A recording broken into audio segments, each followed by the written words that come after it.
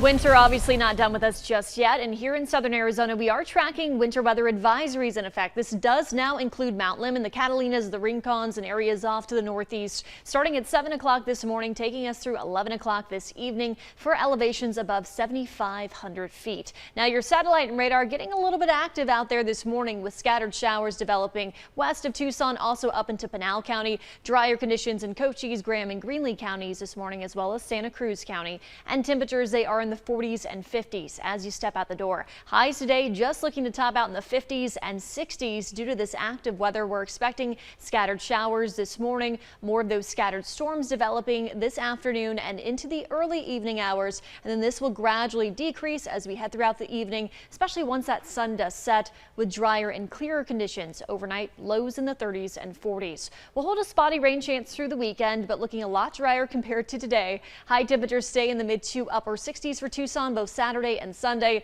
and then heading into next week our pattern does change, allowing those temperatures to warm back up into the mid to upper 70s.